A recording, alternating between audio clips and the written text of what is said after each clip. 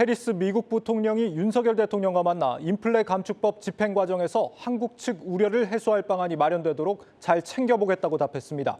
외환시장 안정을 위한 양국 간 협력 의지도 재확인했습니다. 첫 소식 문성필 기자입니다. 윤석열 대통령은 오늘 카멀라 해리스 미국 부통령을 만나 한국산 전기차를 보조금 대상에서 제외하는 내용 등이 담긴 미국 인플레이션 감축법에 대한 우리 측 우려를 전달했습니다. 윤 대통령은 양국이 한미 FTA 정신을 바탕으로 상호 만족할 만한 합의 도출을 위해 긴밀히 협력하기를 기대한다고 밝혔습니다. 이에 해리스 부통령은 자신뿐 아니라 바이든 대통령도 한국 측 우려를 잘 알고 있다며 법률 집행 과정에서 한국 측 우려를 해소할 수 있는 방안이 마련될 수 있도록 잘 챙겨보겠다고 답했습니다. 그동안 한국 측 우려를 잘 알고 있다고만 했던 미국 측 입장에서 한 걸음 더 나아간 것이라는 게 대통령실 설명입니다. 이에 따라 미국 정부가 11월 중간선거 이후 IRA 요건을 완화할 것이라는 전망에 힘이 실립니다. 미국 재무부가 제정을 준비 중인 IRA 시행령이나 시행규칙에 한국 측 의견을 담을 가능성이 크다는 겁니다.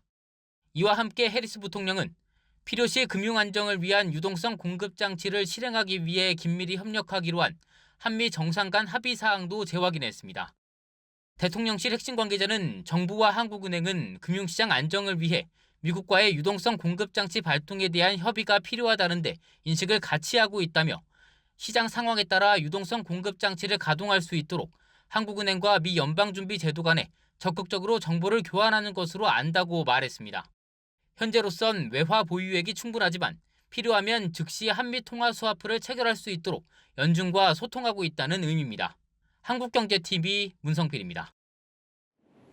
네, 증시 프리즘 배성재 기자 나와 있습니다.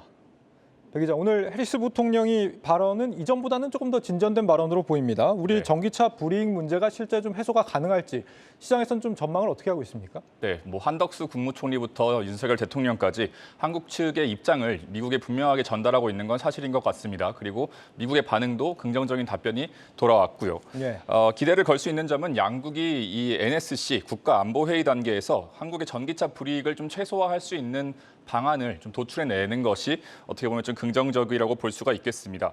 행정명령이나 시행령으로 조치가 가능하다고 할 수가 있겠는데, 그러니까 이 IRA의 하위 시행령을 개정하거나 아니면은 IRA 이 자체를 개정하는 방법이 있다고 할 수 있겠습니다. 그러나 구체적인 해법은 11월까지는 기대하기가 좀 어려운 실정입니다. 11월 8일로 예정된 미국의 중간선거가 기다리고 있기 때문이죠. 예. 이 전까지는 이 조 바이든 미국 행정부가 메이드 인 아메리카를 좀 외치면서 뚜렷한 해결책을 내놓지 않을 가능성이 높습니다.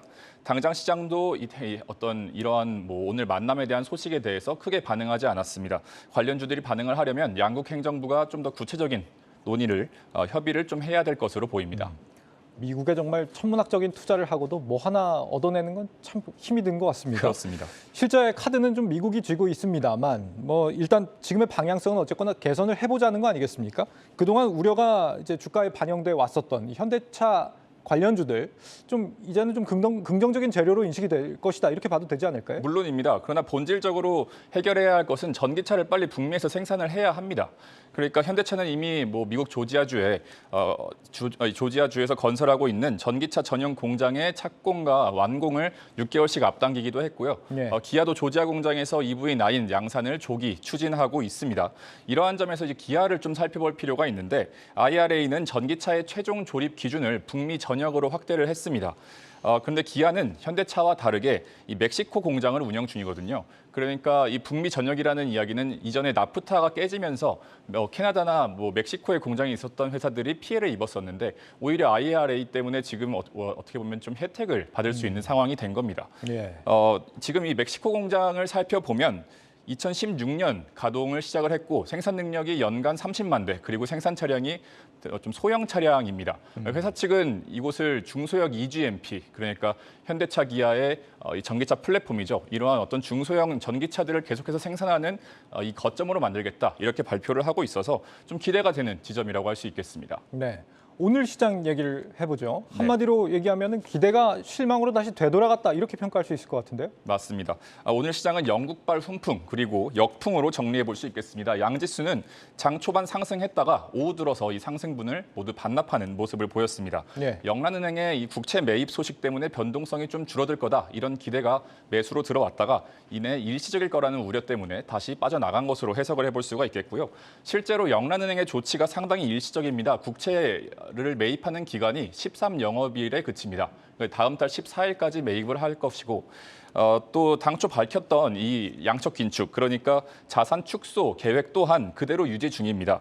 이 향후 영국 정부의 재정 계획 발표에 따라서 어떻게 보면 불안이 또 다시 재발될 수 있다는 점에서 다소 일시적인 것은 마찬가지다. 그러니까 체질적으로 개선된 것은 아니다. 이렇게 볼 수 있겠습니다. 네, 어제 정부가 예고했던 이 채권 시장 안정 조치가 오늘 오전에 시행이 됐습니다. 정부가 5조 원을 국채 매입을 했는데 네. 효과가 좀 있었습니까?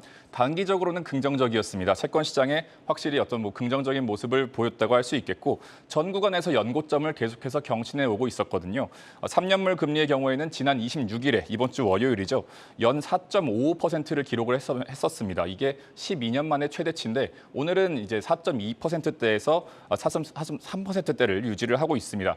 그리고 10년물도 마찬가지입니다. 지금 4.2%대를 유지를 하고 있는데 월요일에 4.33까지 올랐었습니다. 이게 좀 지금은 이제 안정세에 접어들어서 계속해서 수평선을 유지하고 있다고 볼 수 있겠습니다. 네. 환율은 아침에 1,420원대까지 달러당 내려갔다가 다시 네. 또 1,440원에 근접했거든요. 네. 어쩌다 다시 되돌아간 겁니까? 오늘 우리나라 원달러 환율은 좀 위안화와 같이 볼 필요가 있습니다. 예. 여기에서 달러당 위안화 가치가 7.2위안을 돌파를 했었고요. 이게 2010년 이후에 최대치입니다. 그리고 영내에서도 7.25까지 올라가는 모습을 보였습니다. 그런데 외환 시장에서 우리나라 원화는 위안화와 같이 움직이는 모습을 보입니다. 위안화의 유동성 위험을 피해서 또 이 위안화와 좀 비슷하게 움직이기는 하지만 유동성이 풍부한 원화를 찾게 되기 때문인데요. 위안화 가치가 지금 더 떨어질 가능성이 높기 때문에 원화 약세는 당분간은 좀 필연적이라고 할 수 있고 오늘 이 원달러 환율의 상승세를 부추겼다고 할 수 있겠습니다. 중국은 어제도 제가 말씀을 드렸었는데 내수 둔화가 좀 유력한 상태입니다. 지금 예. 경기 경기 침체에 좀 더 집중을 하고 있습니다. 인플레이션을 잡기보다는요. 그렇기 때문에 이 기준금리를 동결 혹은 완화 좀 인하할 확률이 있습니다. 위안화 환율이 이보다 좀 더 오를 거라는 분석이 지금 지배적일 수밖에 없는 상황입니다. 이렇다 보니까 중국 정부도 지금 조치에 나섰는데요. 어제부터 인민은행이 외환 위험 준비금 비율을 0%에서 20%로 올렸습니다. 이게 무슨 말이냐면 금융회사들이 위안화 선물을 거래를 할 때 거래액의 20%만큼 외화를 인민은행에 예치해야 합니다. 그러니까 이거를 남겨놓고 위안화를 거래해라 이러한 시그널이라고 볼 수 있고 위안화 가치 방어책이라고 할 수 있는데 오늘은 별로 소용이 없었던 것으로 해석할 수 있겠습니다. 외환 딜러들은 또 해외보다는 국내 수급 요인에서 원인을 좀 찾는 움직임도 있습니다. 네. 지금 보통 분기 말이나 월 말이 되면은 달러 우리 수출업체들의 어떤 달러 매도 물량 대거 늘어나기 마련인데 요즘은 좀 기류가 이상하다는 거거든요. 지금 네. 달러 강달러 계속되다 보니까 업체들이 달러 매도를 계속 미루고 있는 상황이고 이런 상황에서 달러 결제는 오히려 더 늘어나고 있다고 합니다. 이건 약간 무역 수지 적자 문제하고 연결이 돼 있는 것 같고 맞습니다. 실제 이런 상황을 보여주는 지표가 오늘 한국은행에서 나왔습니다. 교역 조건이 역대 최악이다 이런 데이터가 나왔는데 반도체 단가가 좀 떨어져서 수지가 안 맞는 상황이다 이런 분석이 나오고 있습니다. 자, 그만큼 이 반도체 업황이 우리 환율이나 증시 이런 모든 측면에서 굉장히 중요한 변수로 지금 등장하고 있는데 내일 이 부분을 또 보여주는 중요한 데이터가 나온다는 거죠? 맞습니다. 앵커 말씀하신 대로 우리나라 경제 구조가 반도체 팔아서 석유 사오는 구조 아니겠습니까? 반도체 상당히 중요하다고 할 수 있겠는데 내일 새벽 5시 반에 마이크론 테크놀로지의 실적이 나옵니다. 마이크론 테크놀로지 우리나라 반도체 기업들의 풍향계와 같은 기업이라고 할 수 있겠는데요. 올해 6월만 해도 3분기 실적이 최대 76억 달러 수준으로 예측이 됐습니다. 하지만 이 업황 부진이 예상보다 좀 더 심해지면서 실제 실적은 예상치를 밑돌 것이 상당히 유력하고요. 회사 측 인사가 직접 이 반도체 업황이 안 좋아지고 있다. 3분기 예상 실적을 낮춘다. 이렇게 이야기를 했을 정도로 지금 굉장히 상황이 좋지 않다고 할 수 있겠습니다.